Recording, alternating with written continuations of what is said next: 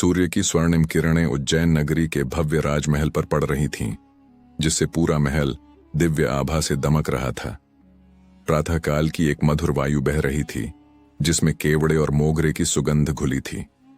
महल के प्रांगण में रंग बिरंगे मयूर अपनी सुंदरता का प्रदर्शन कर रहे थे और सुदूर दिशाओं से आए पक्षियों की मधुर ध्वनियां वातावरण को जीवंत बना रही थीं। इस भव्य महल के केंद्र में स्थित था राज दरबार। विशाल कक्ष की दीवारें सोने और हीरे जवाहरात से जड़ी थीं। छत पर विभिन्न देवी देवताओं और महान योद्धाओं के चित्र उकेरे गए थे। कक्ष के बीचों बीच एक ऊंचे चबूतरे पर स्वर्ण का सिंहासन रखा हुआ था, जिस पर भोजदेव धारा नगरी के प्रतापी राजा विराजमान थे। राजा भोज अपने समय के सबसे प्रतिभाशाली शासकों में से एक थे।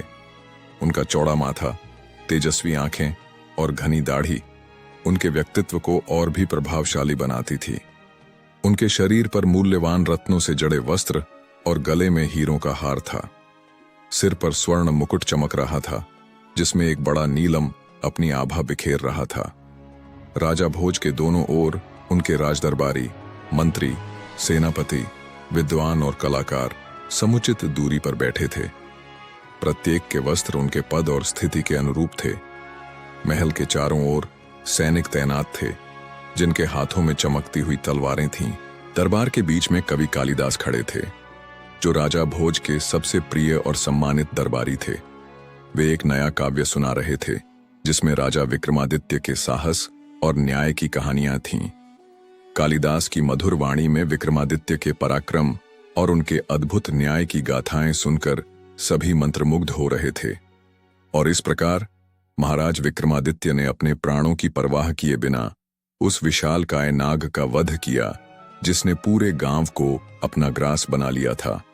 कालिदास ने अपनी कहानी का समापन किया और राजा भोज की ओर देखा।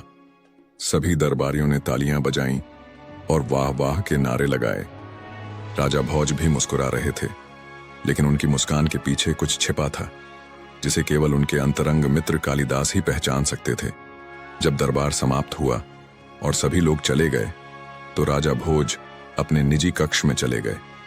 यह कक्ष राजा के विचारों और चिंतनों का केंद्र था।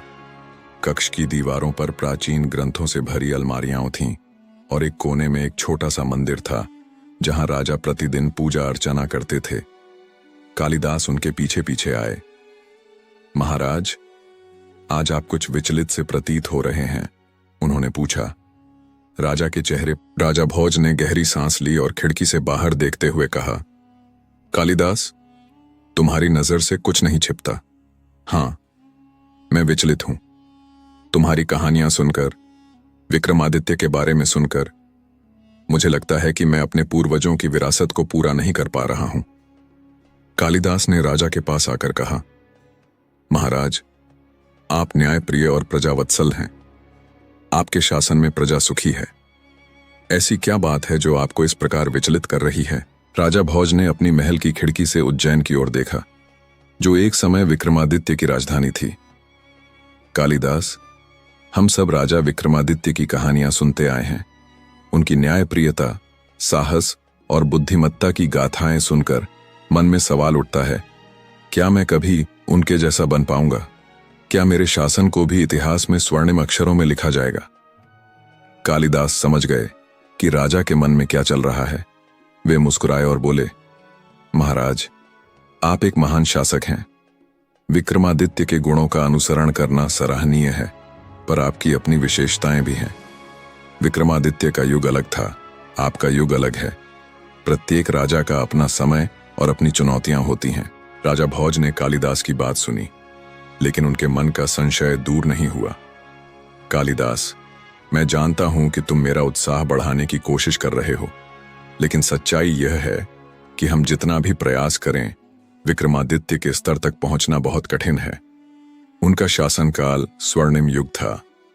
मेरा मन एक प्रश्न से भरा है, क्या मैं उनकी तरह प्रजा का प्रिय बन पाऊंगा? कालिदास ने उत्तर दिया, महाराज, विक्रमादित्य महान थे, यह सत्य है, लेकिन आप भी कम नहीं हैं।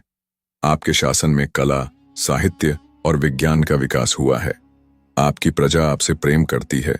विक्रमादित्य की तरह बनने के लिए आपको उनकी नकल नहीं बल्कि उनके गुणों को आत्मसात करना होगा। राजा भोज अब थोड़ा शांत हुए और अपने आसन पर बैठ गए। तुम्हारी बातें मुझे सुकून देती हैं कालिदास, लेकिन मेरे मन में एक इच्छा है।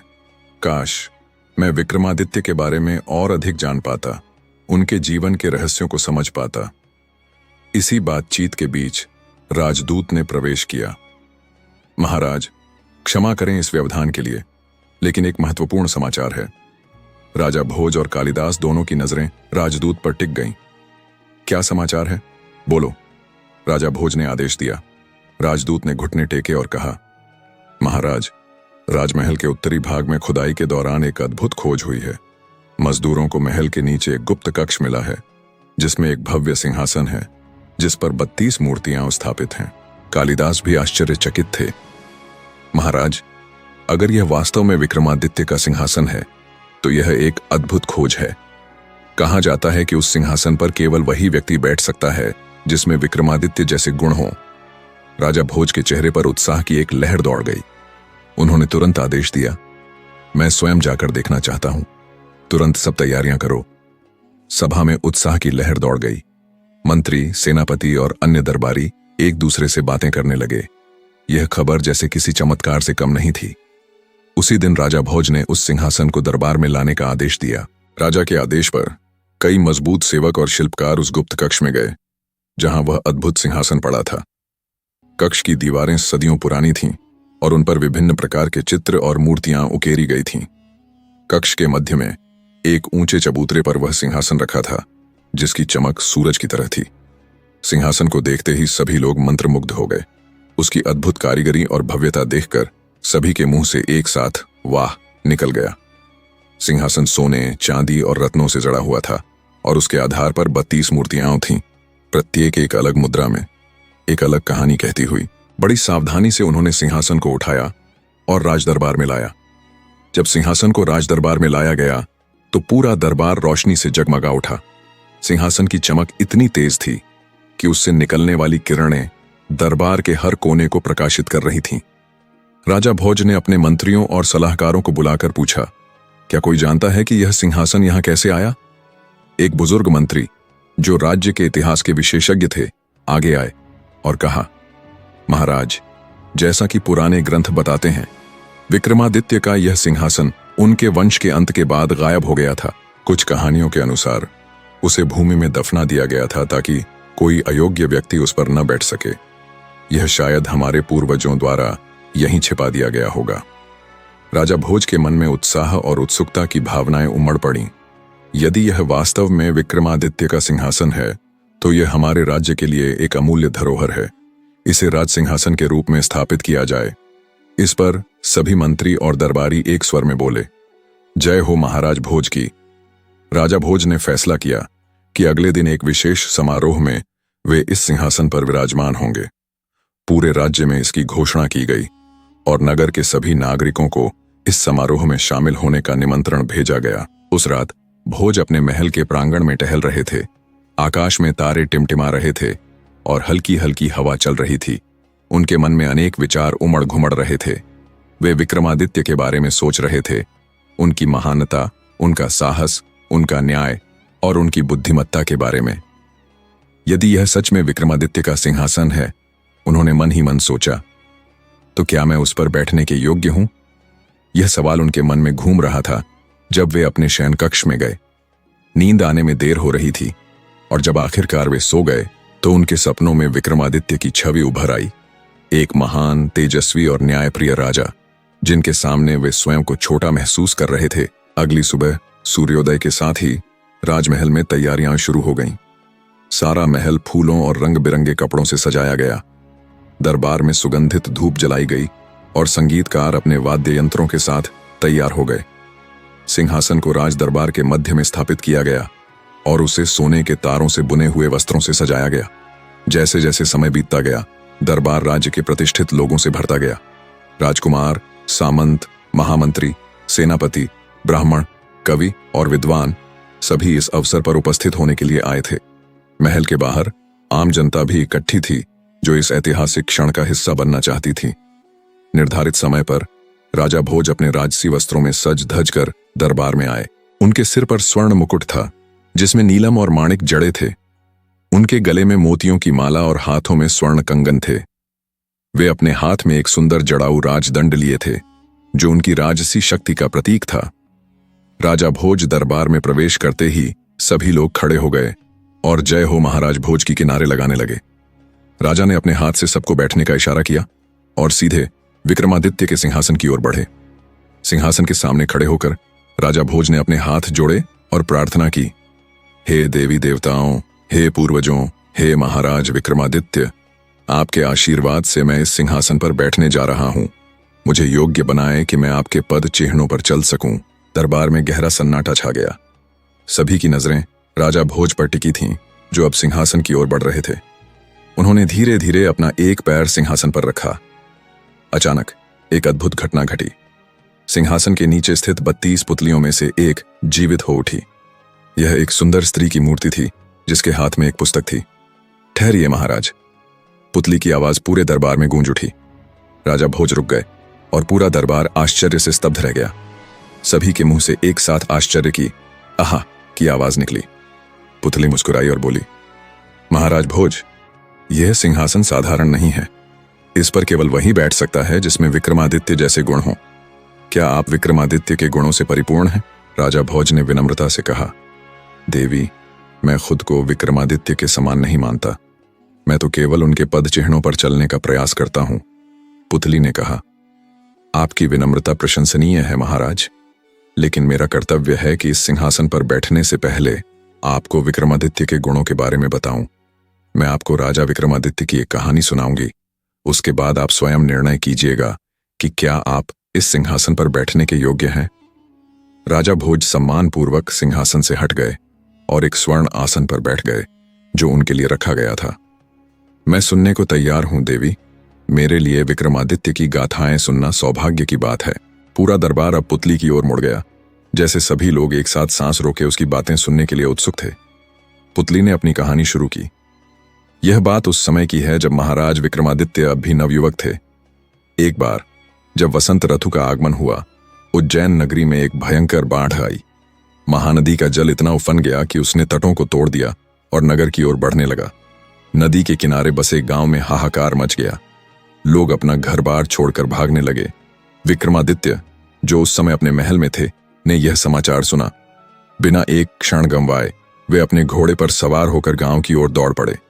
उनके साथ कुछ सैनिक भी थे, लेकिन जब वे नदी के पास पहुंचे तो देखा कि पानी का बहाव इतना तेज है कि सैनिक आगे जाने से डर रहे थे। विक्रम ने अपने घोड़े को छोड़ा और कहा, मैं स्वयं जाऊंगा। जो लोग मेरे साथ आना चाहते हैं वे आए, बाकी यहीं रहें और रस्सियां और नावों की व्यवस्था करें। विक्रम ने तैरकर नदी पार की और गांव में प्रवेश किया। वहां उन्होंने देखा कि कई लोग अपने घरों की छतों पर चढ़े हुए हैं, जबकि कुछ पेड़ों पर चढ़े हैं। सबसे बुरी स्थिति बच्चों और बुजुर्गों की थी, जो अब भी फंसे हुए थे। विक्रम ने सबसे पहले बच्चों को बचाना शुरू किया। उन्होंने एक एक करके उन्हें अपनी पीठ पर बांधा और तैरकर सुरक्षित स्थान पर पहुंचाया। फिर वे बुजुर्गों को लेने गए।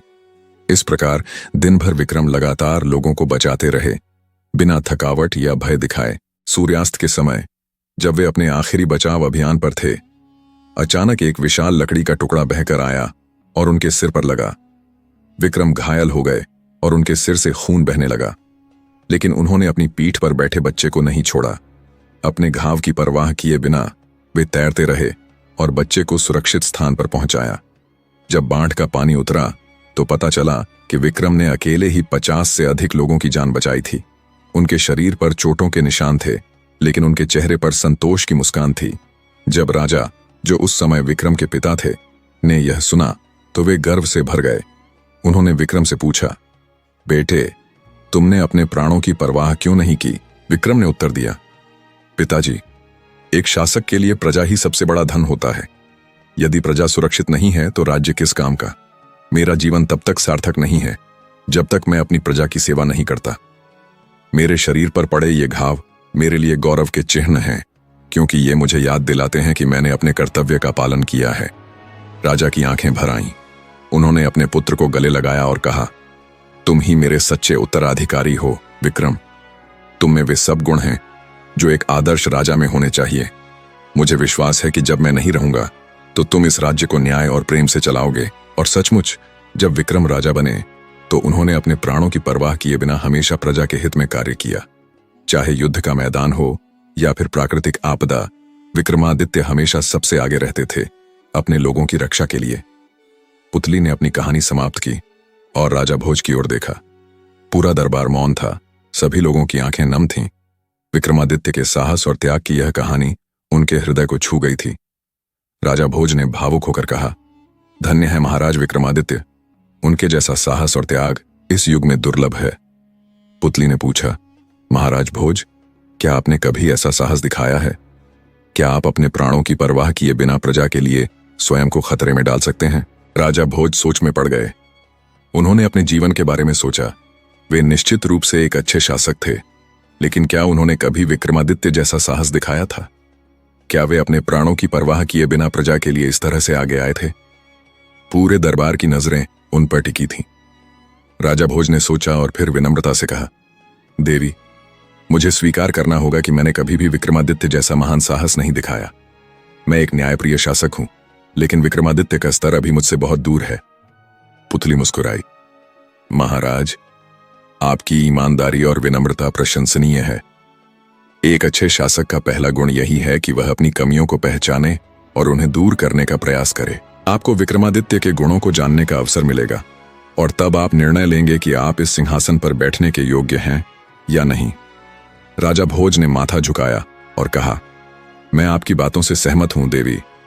मैं अभी इस सिंहासन पर बैठने योग्य नहीं हूं। मुझे और अधिक सीखने की आवश्यकता है। पुतली फिर से मूर्ति में बदल गई और दरबार विचार मग्न हो गया। राजा भोज ने घोषणा की, आज का यह समारोह संपन्न हुआ। मैं विक्रमादित्य के इस सिंहासन को यहां राजसभा में स्थापित करता हूं, ताकि मैं उनके गुणों को सीखूं और उनके पद चिन्हों पर चलूं। अगले कुछ दिनों तक राजा भोज के मन में पुतली की सुनाई हुई कहानी गूंजती रही। वे अपने कक्ष में बैठे विक्रमादित्य के बारे में सोचते रहते, उनके साहस और त्याग के बारे में। वे स्वयं को उनके साथ तुलना करते और हर बार अपने आप को कम पाते। एक दिन राजा भोज पुनः सिंहासन के पास गए। उन्होंने निश्चय किया था कि वे एक बार फिर सिंहासन पर बैठने का प्रयास करेंगे, यह देखने के लिए कि क्या उनकी विनम्रता और आत्मसुधार की भावना ने उन्हें इस योग्य बना दिया है। जैसे ही वे सिंहासन की ओर बढ़े, सिंहासन के दूसरी ओर स्थित एक अन्य पुतली जीवित हो उठी। यह एक बुद्धिमान वृद्ध पुरुष की मूर्ति थी, जिसके हाथ में एक तराजू था। बने रहे, मिलते हैं इसके दूसरे अध्याय में।